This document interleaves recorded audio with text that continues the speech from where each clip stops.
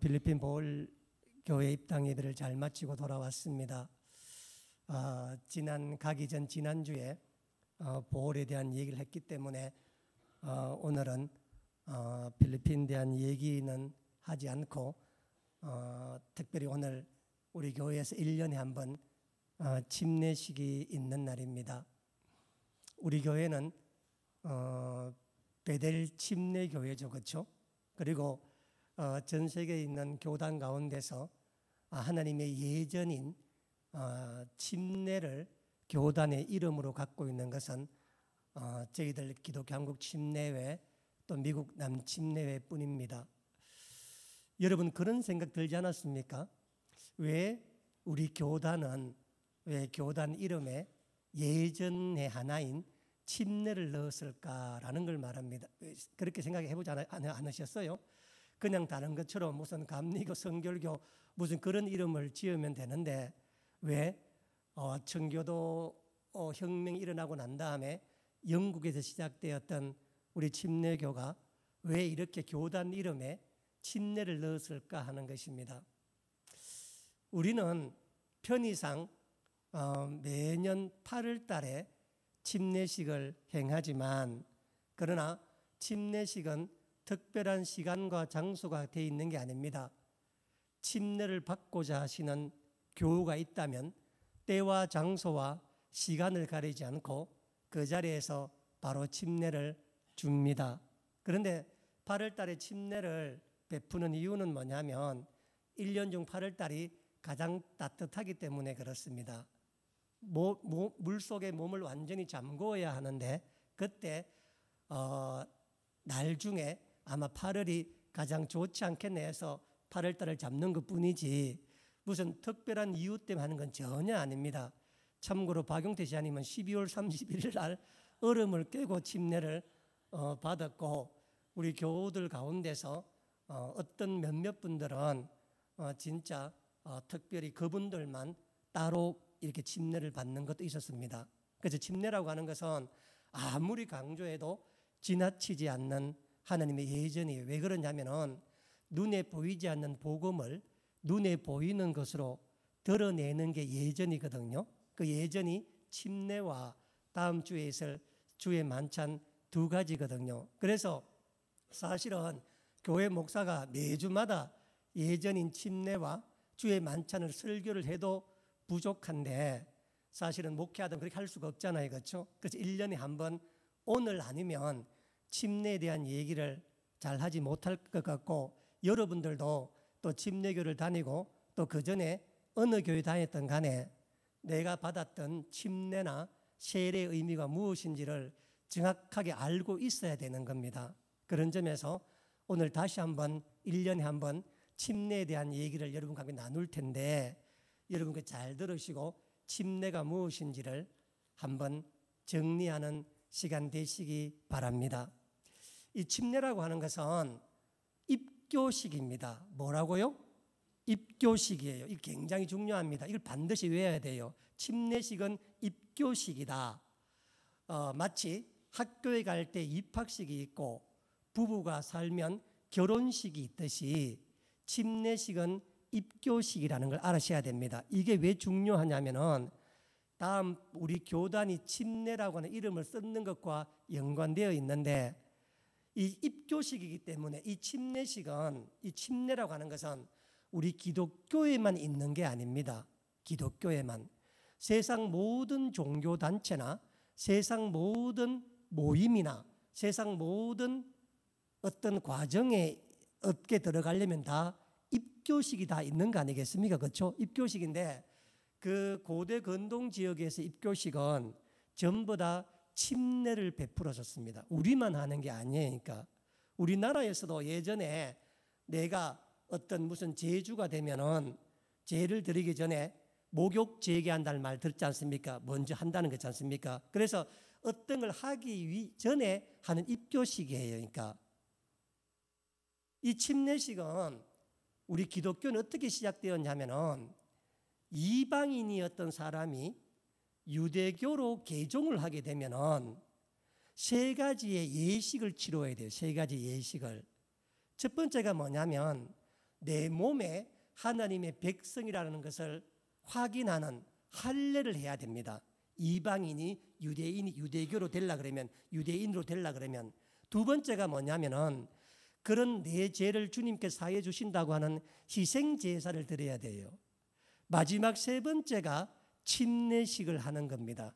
그러니까 원래 이방인이었던 사람들이 하나님의 백성이 되기 위한 입교 예식으로 갖고 있던 게 침례입니다. 내가 물속에 들어가서 몸을 씻음으로 말미암아 이제 나는 이방인이 아니라 하나님의 자녀로 태어난다고 하는 것을 세상에 공개적으로 보이는 것이 바로 침례식입니다. 그러니까 침례식은 입교식이에요. 세상에 존재하는 모든 입교식은 다른 사람이 보는 데서 공개적으로 하는 것이 다 입교식입니다. 그래서 우리 성경에 나오는 침례 요한의 그 침례가 당시에 큰 논쟁이 되었던 이유가 뭐냐면은 침례 요한은 침례를 받는 대상을 이방인이 아닌 유대인들에게 침례를 받으라고 말했기 때문에 그래요. 유대인들에게. 그러니까 유대인들이 되게 놀라고 받아줄 수가 없었던 문제예요. 왜냐하면 이방인이 유대인 될 때 받는 침례인데 유대인들에게 침례를 받으라고 하니, 그래서 요한의 침례는 입교식으로서의 침례가 아니라 죄사함의 침례라, 회개의 침례다, 이렇게 따로 부르는 겁니다.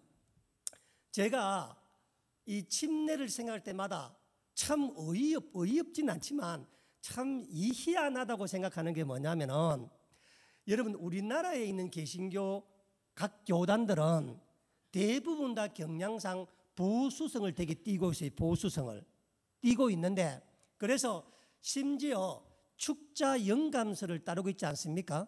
축자 영감서는 뭐냐면 성경이 하나님께 받아질 때 글자 한자 한자가 하나님 영광으로 기록되었기 때문에 어떤 오류도 없다는 겁니다. 물론 이것은 성경 원문을 말하는 거예요. 그러나 우리나라에서는 번역된 성경조차도 축자 영감서라는 생각을 참 많이 합니다. 그런데 번역은 항상 시대가 바뀌면 바뀌지 않습니까? 근데 바뀌는데 희한한 건 뭐냐면은 지금까지 개역 한글에서 여러 번의 수정본이 나오면서 그동안 성경 원어와 틀렸던 부분을 참 많이 바꾸었는데 명백하게 성경에 나오지 않는 말임에도 불구하고 그렇게 오랫동안 성경이 개정되면서 바뀌지 않는 유일한 게 세례입니다.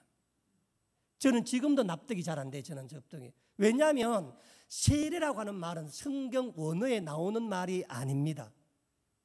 그리고 이 세례라고 하는 이 말이 성경에 기록되어 있는 전 세계 모든 성경 가운데서 중국과 일본과 우리나라뿐입니다.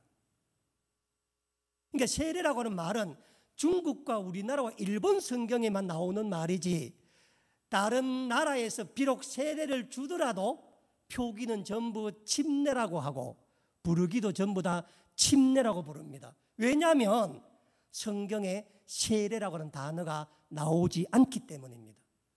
저는 참 이상한 게 뭐냐면 그렇게 말씀을 죽기 살기로 따르고자 하는 한국에 있는 이 장로교나 이 교회들이 성경을 여러 번 번역해 오면서 막 원문에 충실하게 번역을 했다, 원어에 가깝다 늘 자랑을 하는데 항상 있잖아요. 세례는 항상 바꾸질 않아요. 이상하게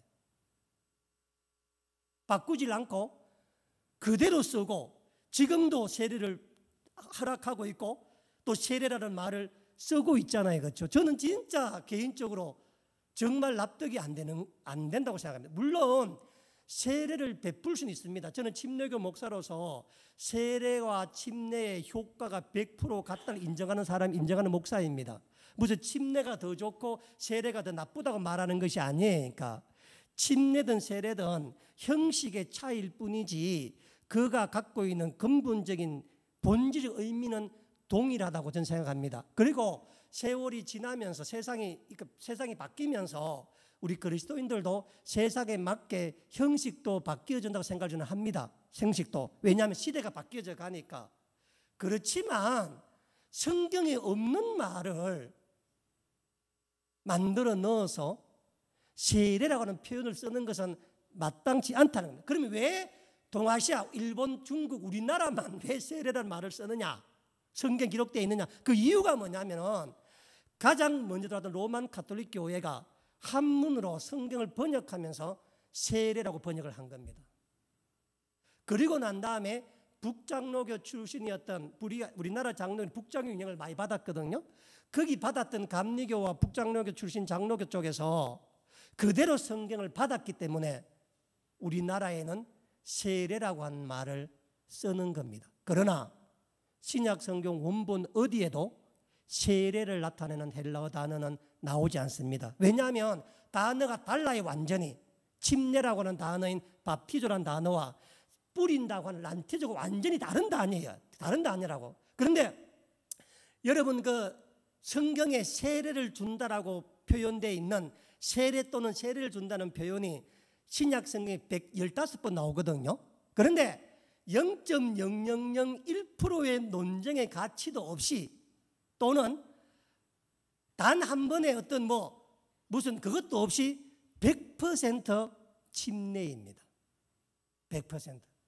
뵙티조라고 하는 단어를 쓰고 있는 거예요. 그러니까 절대로 침례라든지 절대로 세례라는 단어를 쓸 수 없는데도 불구하고 쓰고 있는 겁니다. 그런데 제가 이렇게 설명드릴 건 뭐냐면 세례가 잘못되었다는 게 아니니까. 왜냐하면 시대에 따라 형식은 바뀔 수가 있습니다. 그런데 중요한 사실은 뭐냐면 왜 초대교회에서 침례를 버리고 세례를 선택했는가라는 겁니다. 이것 때문에 이 세례를 받아들일 수 없어서 우리 미국과 우리 교단은 이름 속에 침례를 넣고 있는 겁니다. 그래서 여러분들도 세례가 잘못됐다는 게 아니에요. 세례는 침례와 동일한 그 기능과 효과를 가지고 있지만 이 세례가 처음 어떻게 교회에 도입되는 걸 아시고 사용을 해야 한다는 것입니다. 이 세례가 처음에는 전부 침례만 다 받았어요. 침례만. 그러다가 2세기에 넘어가면서 세례가 교회에 들어오기 시작합니다.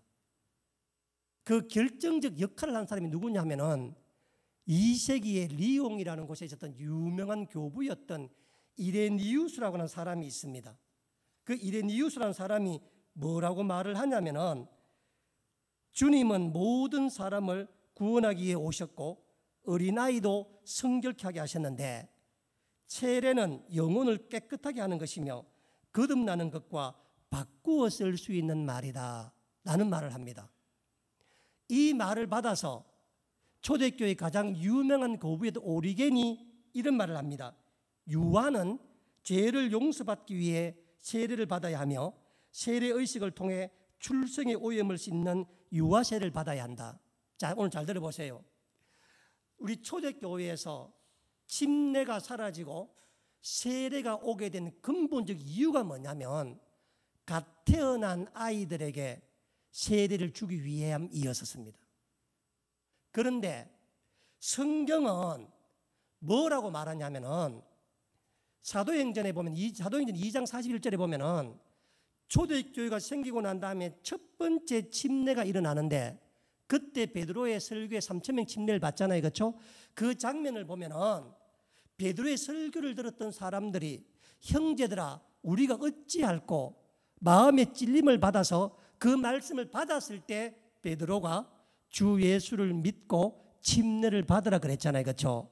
그래서 침례라고 하는 것은 예수님을 구주로 믿고 고백한 사람이 그리스도 교회의 입교 의식으로 받는 게 침례입니다.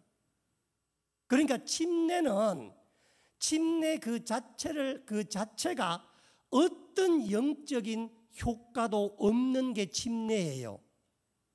쉽게 설명드리면 결혼식이 중요하긴 하지만 결혼식을 안 해도 부부가 되지 않습니까? 그렇죠? 결혼식을 안 해도. 결혼식은 부부가 되었다는 것을 세상에 알리는 의식일 뿐이지 결혼식 그 자체가 중요한 문제는 아니에요. 침례도 마찬가지예요. 침례는 어떤 경우에도 하나의 예식일 뿐이지 침례 그 자체가 사람을 구원하는 힘을 갖고 있다든지 사람의 죄를 씻는다든지 그런 효과가 전혀 없습니다. 그래서 정통 개신교단은 따라합시다. 정통 개신교단은 침례 중생설을 부인한다. 모든 정통 개신교 교단은 침례를 받아야 구원을 받는다고 하는 로만 가톨릭 교회의 침례 중생설을 부인합니다. 여러분은 침례를 안 받아도 구원된 자녀가 될 수 있습니다. 그러나 침례를 받는 것은 뭐냐면 구원받은 백성으로 공개적으로 내가 하나님의 자녀가 되었다는 것을 세상에 드러내는 입교 예식으로 간증과 삶의 본이 되기 위해서 받는 것이지 침례 자체가 받는 게 아니에요. 그래서 사도 바울이 우리 다 함께 로마서 10장 우리 사도님 다음에 한번 찾아보세요. 로마서 10장에 9절로 가면은 구원이 뭔지를 분명하게 설명하고 있습니다. 자, 다 함께 로마서 10장 우리 253쪽에 우리 9절 말씀 한번 보세요. 자, 볼펜을 들고 보세요. 자, 네가 네의 공표, 네의 공표. 네는 바로 너를 말하는 네가 만일 공표해서 네 입으로 네가 네 입으로 예수를 주로 시인하면 우리 로마서 10장 9절 말씀에 네가 나오죠. 네가 만일 네 입으로 예수를 주로 시인하며 또 하나님께서 그를 죽은 자 가운데서 살리신 것을 네 마음에 믿으면 구원을 받으리라. 우리가 구원을 받는 것은 침례를 받아서 구원을 받는 게 아니라 내가 예수를 믿고 네 입으로 시인을 해야 되고 그리고 예수님께서 하나님께서 그를 죽은 자 가운데 살리신 것을 마음에 믿어서 입으로 시인해야 구원을 받는 거예요. 자, 10절에 사람이 마음으로 믿어 줄치세요. 의에 이르고 줄치세요. 사람이 마음으로 믿어 의에 이르고 입으로 시인하여 구원에 이르느니라. 그래서 우리가 구원을 이야기할 때 임종 예배를 할 때 입으로 예수님을 시인하라고 이야기합니다. 말하라고 이야기합니다. 왜 그러냐면은 구원은 내 의지로 내 자유의지로 내 판단으로 예수님을 나의 구주임을 고백해야 되는 겁니다. 그래야 구원이 임하는 거라. 여기에 10절에 의에 이르고 줄치라 그랬잖아요. 이 뜻이 뭐냐면은 의에 이른다는 말은 뭐냐면은 하나님과의 관계를 올바르게 맺는다는 말입니다. 내가 예수를 믿어 그분을 입으로 시인하고 입으로 고백하고 난 다음에 평생에 걸쳐서 내가 하나님과의 관계를 바르게 맺어야 돼. 내가 예수를 믿고 입으로 시인하더라도 이단에 빠지면 또 예수를 믿고 고백하더라도 예수를 저주하면 안 되는 거예요. 그래서 구원이라고 하는 것은 뭐냐면 내가 예수님을 믿을 때 내게 구원이 임하는 거라. 그렇지만 의에 이르러야 돼. 평생을 살아가면서 하나님과의 관계에서 올바르게 살아갈 때 우리에게 구원이 임하는 거예요. 그런데 갓 태어난 유아는 자기 의지로 예수님을 고백할 수 있어요, 없어요? 질문이 어려워요? 말도 안 되는 이야기예요. 말도 안 되는 이야기. 아니 자기가 누군지 갓 태어나가 며칠도 안 돼가 뭔지도 모르잖아. 아무것도. 그런 아이에게 예수를 믿어서 고백하는 자에게 베풀어 주는 입교의식인 침례를 베푼다고 하는 게 이거는 말이 안 되는 거라. 말이 안 되는 게 말이. 그래서 억지로 한다는 말이 부모의 신앙을 봐가 부모가 대신 얘를 믿음 안에 키우겠다 고백을 하고 그것도 부족해서 대부를 세워서 이 사람 둘이 진짜 부모하고 가짜는 아니죠. 대부가 둘이 갑자기 이 아이를 키우겠다고 다짐을 받아가 유아세를 준다는 거예요. 말도 안 되게. 내가 하나님이 우리에게 주신 자유의지는 내가 하나님을 거부할 수 있는 것도 되지만 하나님을 믿을 수 있는 은혜이기도 하는 겁니다. 우리에게 은혜이기도 하는 거. 그렇기 때문에 내 입으로, 내 마음으로 믿어 입으로 예수를 시인한다고 하는 것은 하나님께서 그를 죽은 자 가운데 다시 살리신 것을 내 마음에 믿어 입으로 시인한다고 하는 것은 세상에 가장 중요한 거니까. 누구든지 성령에 힘입지 않고서는 예수를 주라 입으로 시인하지 못하리라.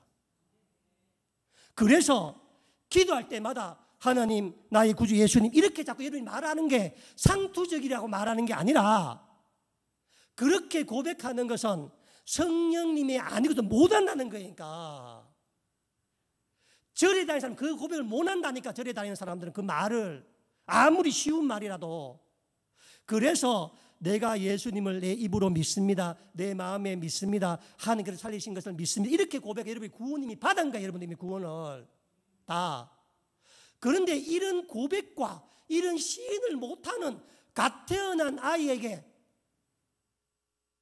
세례를 주는데 이레니우스에 하는 말이 뭐냐면은, 주님은 모든 사람을 구원하기 위해 오셨고 어린아이도 성결케 하셨는데 침례는 영혼을 깨끗하게 하는 것이며 거듭나는 것 바꾸어 쓸 수 있는 말이다. 뭐예요?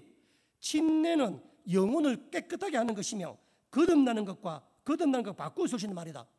이 이레니우스 같은 사람들이 침례가 구원과 같은 말이다, 침례 중생설을 말하는 겁니다. 오리겐은 또 뭐라고 말하느냐? 유아는 죄를 용서받기 위해 침례를 받아야 하며 침례의식을 통해 출생의 오염을 씻는 유아 침례를 받아야 된다. 그래서 갓 태어난 아이가 유아 침례를 줘야 되잖아요. 그런데 갓 태어난 아이에게 침례를 못 주니까 뭐 한 거예요? 세례로 바뀐 거야. 왜냐하면 잘 들어봐요. 왜냐하면 이게 있잖아요. 지금 우리가 볼 때는 말도 안 되는 이야기지만 이레니우스나 오리겐 입장에서 봤을 때는 굉장한 목회적 배려라.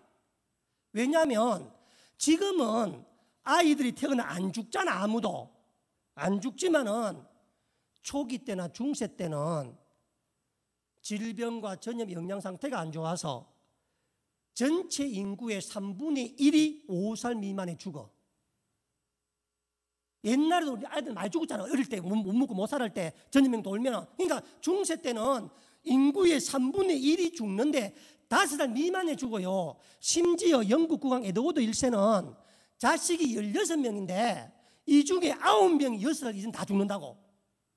왕도 그토록 자식을 돌봐도 9명이 죽는데 일반인들은 말하지 뭐 하겠어요. 그러니까 부모의 걱정이 뭐냐면은 교회의 가르침을 들어보면 다 원죄를 태고 태어났다고 이야기했고 원죄를 해결 못하면 지옥 간다고 이야기했는데 갓 태어난 아이가 자꾸 죽으니까 죄를 해결하지 못하고 죽으니까 다 지옥에 간다고 믿으니까 부모들이 감당이 안 두려운 거라. 그래서 언제 죽을지 모르는 애니까 태어나자마자 뭘 준다고? 세례를 주는 거야. 세례를 태어날 때마다. 자, 태어날 때마다 세례를 주니까 애가 굉장히 많이 태어나잖아. 침례는 성인이 되었으니까 나를 잡아갈 수 있어요, 없어요? 내일 줄지 모레 줄지 아무도 몰라. 애가 언제 죽을지. 그러니까 어디도 가지도 못해. 그래서 교회 안에서 침례를 베풀려고 하다 보니까 또 한목에 다 하면 침례탕 마련하면 돼. 매일마다 하나씩 오는데, 매일 둘셋씩 오는데 언제 그걸 다 하겠어. 그래서 세례로 바뀌어지게 되는 겁니다.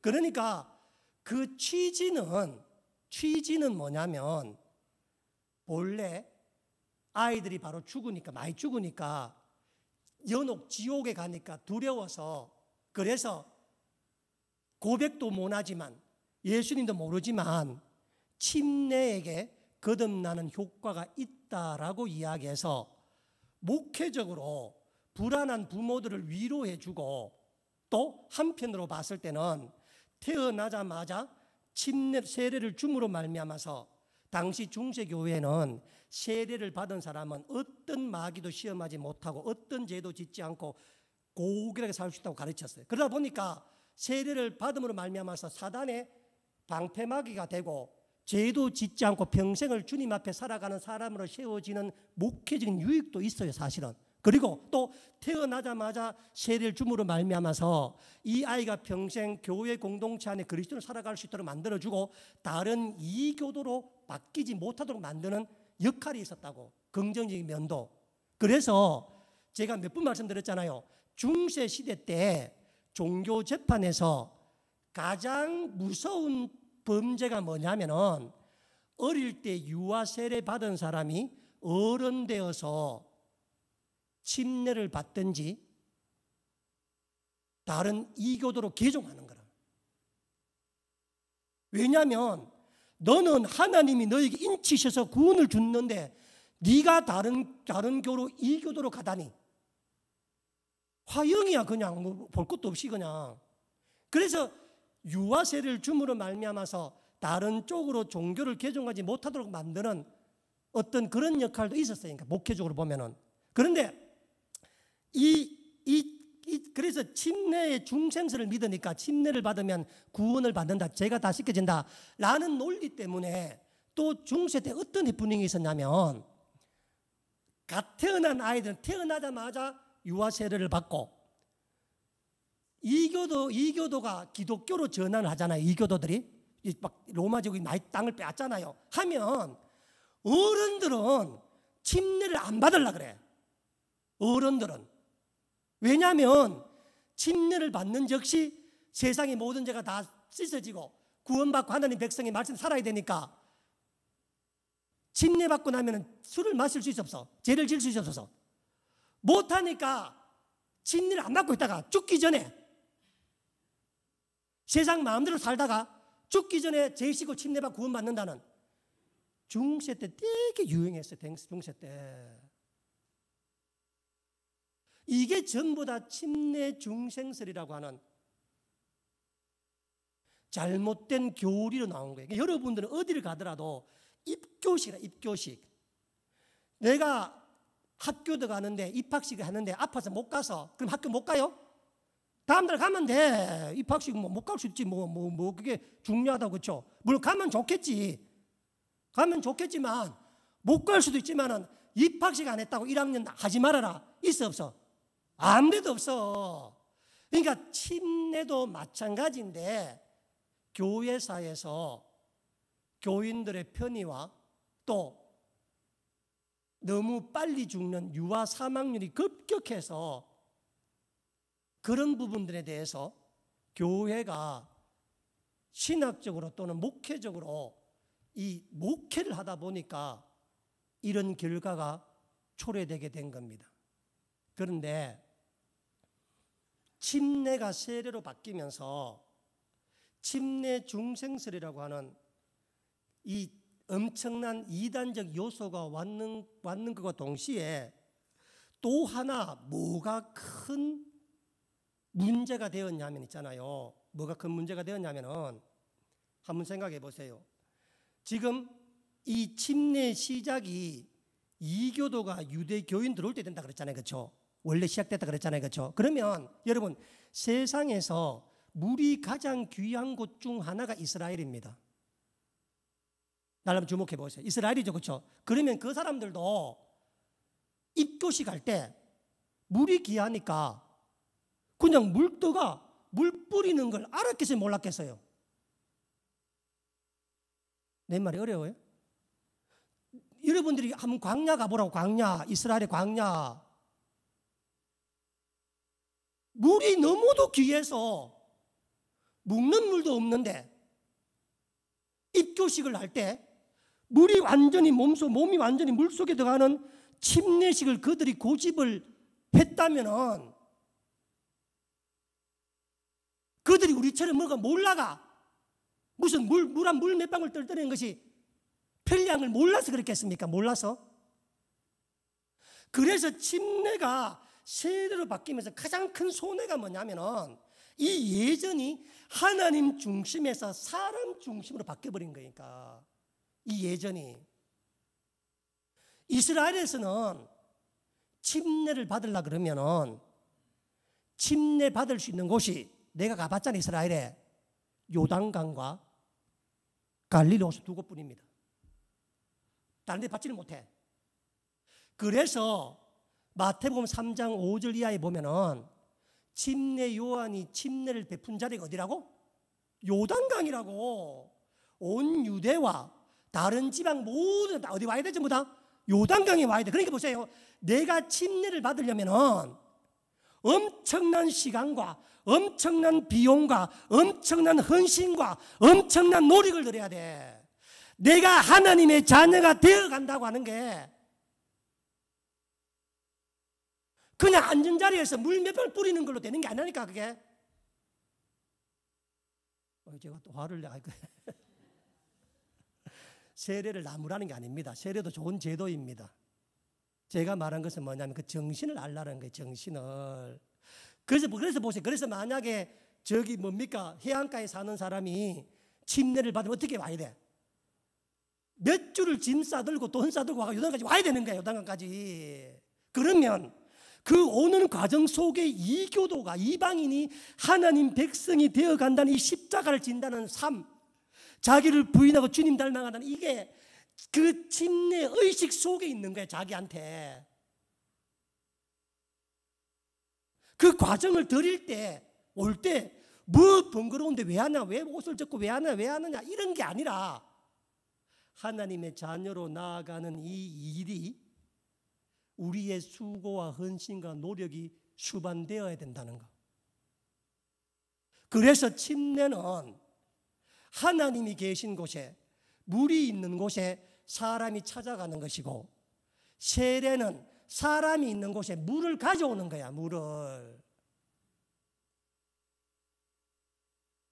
그래서 세례라고 하는 것은 침례와 동일한 영적인 효과를 가지고 있는 입교 예식이지만은 세례 속에 담겨 있는 것은 인간 중심의, 인간 편의의, 인간 본의의 극대화가 되어 있는 교회 제도가 세례입니다. 세례. 그래서 세례는 어떻게 받아요? 에어컨 켜놓고 이 앞에 앉았으면 되잖아. 그러면은 10,000명을 줘도 물 안 주는 사람 돼. 여러분, 제 말은 세례가 나쁘다는 게 아니에요. 세례도 다 괜찮습니다. 제가 몇 번 말씀드리지만 저는 100% 세례 인정하는 목사라니까요. 다만 그런 어떤 과정 속에서, 훈련 속에서, 준비되어지는 속에서 하나님의 의에 이르는 것, 하나님과 관계가 만들어져 가는 그 일을 세례를 받게 되면은 놓치게 된다는 겁니다. 놓치게. 내가 하나님께 나아가야 되지. 하나님께서 나에게 오라.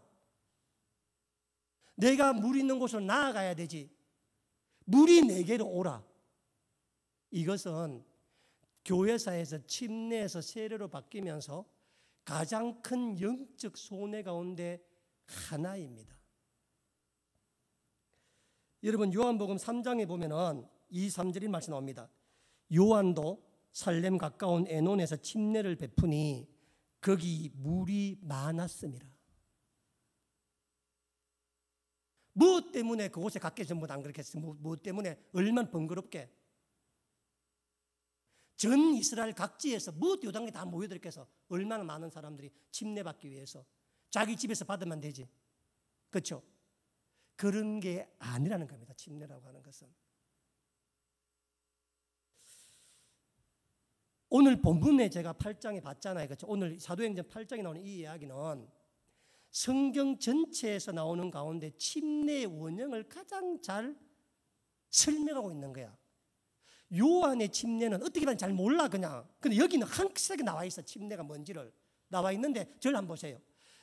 빌립 집사가 사마리아 성에서 복음을 일으키고 난 다음에 남쪽 가사 지역으로 내려오다가 광야에 왔는데, 보세요. 광야에 왔는데 그것은 누구를 만나냐면 에티오피아 정부의 국고 재정을 맡은 관리를 만나요. 관리를 만나는데 이 관리가 이사야서를 바라보며 성경을 읽다가 뭔 내용인지 몰라서 궁금해하는데 그 옆을 지나가던 빌립 지사 그 말을 듣고 가서 말을 풀이해 주면서 그게 바로 예수님에 대한 얘기다.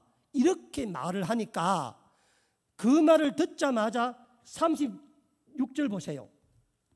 길 가다가 줄치노세. 침례는 어떻게 받는다고? 길 가다가 받는 거예요. 길 가다가 뭘 달리 받는 게 아니라 길 가다가 이 오아시스겠죠, 그렇죠? 광야니까 길 가다가 물 있는 곳에 이르러 그 내시가 말하되 보라 물이 있으니 내가 침례를 받음에 무슨 거리낌이 있느냐. 이 말은 뭐냐면은 우리 사도행전 8장 36절입니다. 이 내시의 말이 뭐냐면은 지금 물이 있는데 내가 침례를 받고 싶은데 이 침례를 지금 받기 위해서 내가 뭐 해야 될 일이 있느냐, 침례 받는 조건이 있느냐, 침례 받기 위해서 내가 뭘 노력해야 되는 게 있느냐라고 물어본 거예요. 그러니까 내시가 가다가 있으면 하겠다고 말이죠. 뭔가를 물어본 거예요. 봤더니 38절에 뭐래요? 이에 명하여 수레를 멈추고 보세요. 빌립과 넷이 줄치세요. 둘 다 물에 내려가. 둘 다 물에 내려가. 빌립이 침례를 베풀고 39절에 줄치세요. 둘이 물에서 올라올세. 침례는 뭐냐면은 침례 받고 싶은 사람이 침례를 받고자 하면은 가까운 곳에 물만 있으면은 둘 다 물에 내려가 침례를 받고 둘 다 물에 올라와야 되는 거라. 이게 뭐라고? 침례라. 여기 앉아서 목사가 이마에 물을 뿌리는 게 침례가 아니라 성경에 명명백백하게 침례 예식이 무엇인지를 이렇게 설명해 놓고 있는 겁니다. 그런데 매우 흥미로운 점은 뭐냐면은 37절 보세요. 뭐라고 나와 있어요? 없음 나와 있잖아요. 그렇죠? 이상해요, 안 이상해요? 왜냐하면 원래 37이 없었다 그러면은 38절이 37절 되면 되잖아요. 그렇죠? 그냥 올리면 되잖아. 없는데. 그런데 안 올리고 37절 갈로 없음 해놓고 38절 했다는 말은 무슨 뜻이겠어요? 원래 있었는데 어떤 이유와 목적 때문에 누군가가 없앴다라는 말이겠죠. 그렇죠? 없앴다는 거. 안 그러고서야 아예 빼버리지. 왜 36절 쓰고 37절 없음 38절 나오겠어요? 그러면 36절 내용이 뭐예요? 내가 침례를 받는데 무슨 거리낌이 있느냐? 침례를 받는데 선행 조건이 있느냐? 침례를 받는데 먼저 해야 될 일이 있느냐라고 내시가 물었잖아요. 그렇죠? 그런데 38절을 보면은 둘 다 내려가잖아. 그러면 37절에 무슨 말이 있어야 되겠습니까? 37절에 상식적으로. 그런데 되게 흥미롭고 놀라운 사실은 뭐냐면 말이죠. 지금 우리가 보는 한글 성경이나 NIV나 표준서번역이나 지금 우리나라에 나오는 성경 전체가 37절이 없어. 왜냐하면은 로만 가톨릭 성경에 37절이 없기 때문에 그렇습니다. 로만 가톨릭 성경은 뭐를 기초로 번역했느냐? 그냥 들어봐요. 바티칸 사본과 시내산 사본을 갖고 번역을 했고, 지금 우리나라에서 보는 개신교 성경은 로만 가톨릭 성경을 기초로 해서 바티칸 사본과 시내 사본을 기초로서 번역한 성경이라. 그러니까 로만 가톨릭 성경에도 37절이 없고 거기를 기초로 해서 번역 우리나라 성경 37절이 없는 거예요. 그럼 진짜 없느냐? 그렇지 않습니다. 여러분 킹 제임스 버전 들어보셨죠? 험정력. 험정이 무슨 뜻이냐면은 왕이 어뜸을 해서 공표하고 선포하는 험정이라 그래. 그러니까 킹 제임스가 1600년경에 신학자를 모아놓고 성경 제대로 번역해봐라 해서 번역해서 이제부터 이 성경이 영국 국교의 성경이다 라고 반포한 성경 킹제임스 버전이고, 지금 미국에서는 50%가 넘는 사람이 킹제임스 성경 버전을 보고 있습니다. 그런데 이 킹제임스 버전 성경에는 37절이 있어, 나와. 37절이. 그 내용이 이렇습니다. 그거 36절에 묻잖아요. 내시가 내가 침례 받는데 뭐가 문제가 있느냐라고 물었더니, 킹제임스 버전 37절, 여러분 집에 가면 다 나와. 킹제임스 버전 다 있다고 인터넷 찾아보면 37절에 이렇게 말해요. 빌립이 이르되, 물으시니 빌립이 답해야 되잖아. 빌립이 이르되, 만일 그대가 예수님을 마음으로 믿고 입으로 고백하면 받을 수 있느니라 하니, 그가 응답하여 이르되, 예수 그리스도께서 하나님의 아들이심을 내가 믿노라 하니라.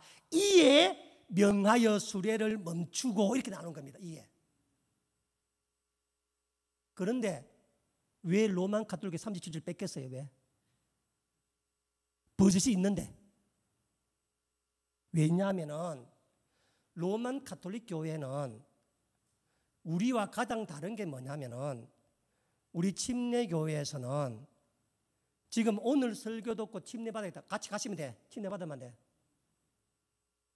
그런데 장로교 로만 가톨릭은 뭐 한다고? 예비자 교를 두는 거야. 예비자 교리. 무슨 6개월씩 무슨 막 1년씩 막 예비자 교를 두잖아요. 그거 바로 못 준다고. 근데 요 37절 어떻게 돼? 바로 주는 거잖아요. 그렇죠? 그럼 여기에 뭐냐? 지금은 주지만 나 예비자 교를 꼭 받아야 돼. 그런 걸 가톨릭 사제들이 말하기 위함에, 뭔가를 하기 위해서, 내용을 말하기 위해서. 그래 이걸 싹 빼버린 거야. 37절을 성경에서. 그런데 상식적으로 보면은 내시가 내가 오늘 말씀을 또 감동받았는데 침례 받는데 무슨 조건이 있습니까? 라고 했을 때 빌립이 6개월 학습 받아야 된다, 나오면 될 거라. 그치?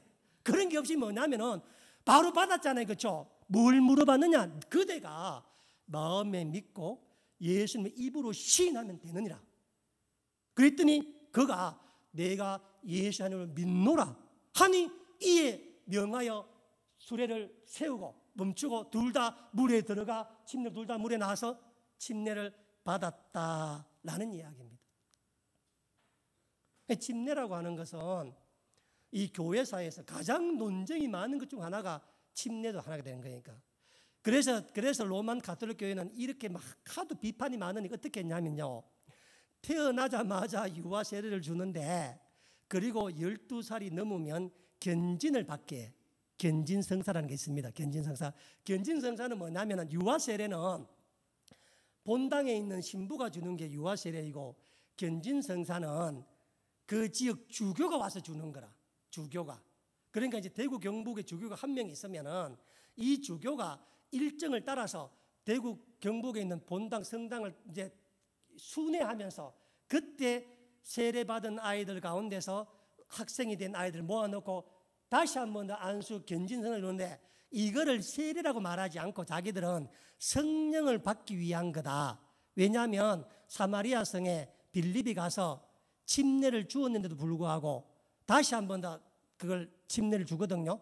이게 뭐냐면 성령 받기 위한 거라. 성령을 받기 위한 거. 그래서 장로교회도 아이들한테 유아 세례 주지만 나중에 다시 받게 하는 거잖아요. 그렇죠? 왜냐, 이런 이 성경을 너무도 위배되기 때문에 그렇게 안 하면 안 되기 때문에. 근데 왜 그 짓을 왜 하는가 모르겠어요. 나는 그 짓을 그렇게까지. 저는 침례교 목사로서 100% 세례를 인정하는 목사입니다. 저는 제 장로교에서 세례를 받고 오신 분이 우리 침례교에 온다면은 우리 침례 효과가 동일하기 때문에 그분이 원하지 않는 한 침례를 받으라고 말하지는 않습니다. 다만 침례교 목사로서 성경에 나와 있는 예수님이 직접 받았던, 사도들이 직접 베풀었던 그 침례를 한 번 더 받으라고 권합니다. 그냥 권합니다. 안 받으셔도 돼요. 그리고 그것은 2번을 받으라는 게 아니라, 그렇게 함으로 말미암아서 성경 속에 나와 있는 그 침례, 예수님 받았던 침례를 내 몸으로 한번 해보라는 것. 그래서 침례는 뭐냐면은 내가 물에 잠김으로 말미암아 주님과 함께 같이 죽고 무덤에 갇혔다가 물에서 나옴으로 부활했다고 하는 복음을 눈에 보이지 않는 복음을 눈에 보이도록 가장 잘 설명해 놓은 게 바로 이 침례예요. 그래서 침례는 항상 공개적인 장소에서 하는 거라. 공개적인 장소에서. 우리 결혼도 공개적인 장소 하잖아. 둘이 정한 가지 않잖아요. 그렇죠? 왜냐하면 다른 사람들에게 나도 침례받은 사람이다 정언하기 위해서 그러는 겁니다. 그래서 저는 우리 침례교회에서 장로교회 또 우리 침례교회 오신 분들에게 이제 다음 주에 성찬식 할 때도 세례 받은 것과 동일하기 때문에 그대로 같이 성찬식 참여시켜 하잖아요. 그렇죠? 그러나 직분을 받기 위해서는 침례교회에서 직분을 받기 위해서는 침례를 받으시라고 제가 이야기합니다. 왜냐하면 그 침례교 나 직분 받고 우리 지방의 그 시치위원회 살 때 그 물어봐요. 침례 받았는가 물어보기 때문에 그렇습니다. 그리고 침례는 또 우리 침례교제 침례는 원칙적으로 누구든지 베풀어 줄 수 있습니다. 침례는. 왜냐하면 이 장로에도 마치 그럴 때 있지만 이렇게 사람이 급하고 그럴 때 베풀 수 있지 않습니까? 여기도 빌립 집사가 베풀잖아요. 그렇죠? 베풀지만은 교회의 질서와 덕을 세우기 위해서는 반드시 목사가 베푸는 것이 옳고 바람직하다.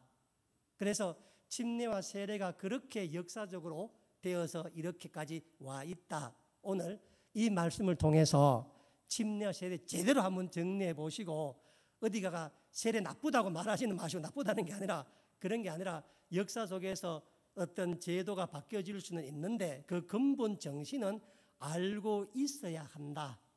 말씀에서 한번 나눠 봤습니다. 기도하겠습니다.